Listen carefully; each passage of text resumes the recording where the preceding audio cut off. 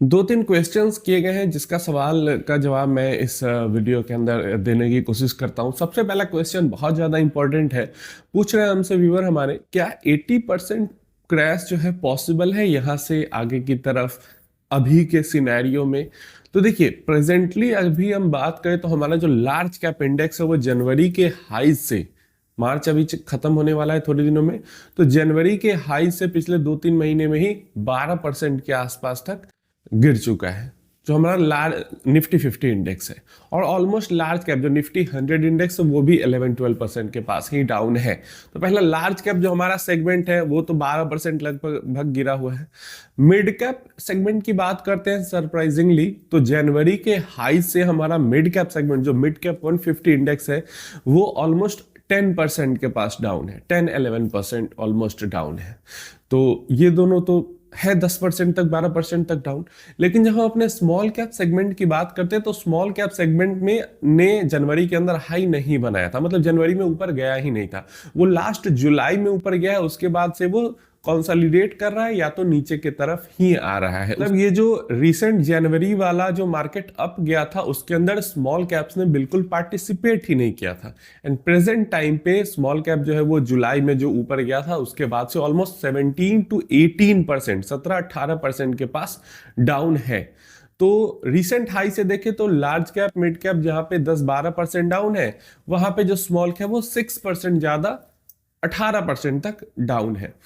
अब 80% का करेक्शन अभी जो देखो, वॉर हो गई और वॉर 2-3 हफ्ते से चल रही है, फिर भी मार्केट्स स्मॉल भी मिला ले तो 10-15% ही यहाँ पे गिरा हुआ है। 80% गिरने के लिए किस तरीके की सिचुएशन चाहिए आप खुद अंदाजा लगा दो। ऊपर भयंकर वॉर चल रही है जिसने क्रूड ऑयल को बुरी तरीके से परेशान करके रखा है, तब तो मार्केट सिर्फ 15% तक स्मॉल कैप मिला लेते हैं तो गिरी हुई है। जो कोविड में मार्केट फॉल हुआ था वहां पे हमारा मार्केट 35-40% तक मिड स्मॉल मिला के क्रैश किया था, 40% तक गिरा था। हाँ, 2008 में जो फाइनेंशियल क्राइसिस आई थी वहां पे मार्केट 70-80% तक जरूर गिरा था। उसके बाद से कभी 70-80% की गिरावट नहीं हुई 2008 के बाद। उससे पहले जब 2000 में डॉट कॉम वाला बबल बस्ट हुआ था वहां पे आईटी इंडेक्स भयंकर तरीके से 80-90% तक क्रैश किया था। तो वो दो सिनारियों में जो हुए हैं 2000 मतलब 2000 शुरू होने के बाद, एक 2000 में 1999 2000 में और एक 2008 में, दो टाइम पे जो है मार्केट बहुत ज्यादा बुरी तरीके से गिरा है। उसके बाद उतनी बड़ी गिरावट नहीं आई। कोविड जैसा सिनेरियो जहां पे पूरा लॉकडाउन हो गया, पूरी दुनिया बंद हो गई, 40% तक क्रैश हुआ है। अभी के टाइम पे इस तरीके का भयावह वॉर होने के बावजूद 10-15% क्रैश हुआ है।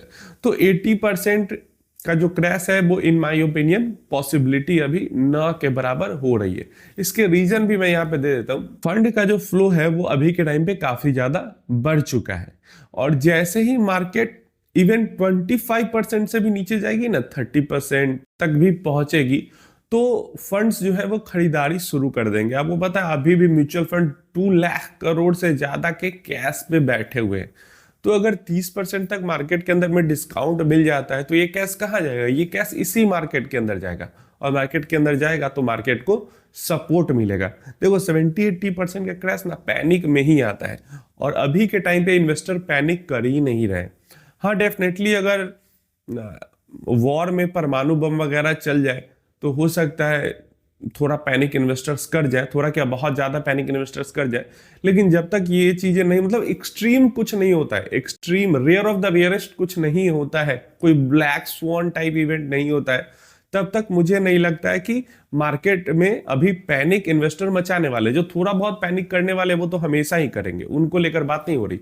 जो मेजॉरिटी मार्केट में पैनिक आ जाता है वैसा अभी जब तक कोई ब्लैक स्वॉन इवेंट नहीं होता तब तक आई थिंक पॉसिबल नहीं है, क्योंकि फंड्स के पास पैसा बहुत ज्यादा पड़ा हुआ है, और इसलिए जैसे ही होगा गिरेगा मार्केट वापस से खरीदना। और सिर्फ हम अपनी बात नहीं कर रहे, हम फॉरेन इन्वेस्टर्स की भी बात कर रहे हैं जो लगातार एफआई साल दर साल बेच रहे हैं।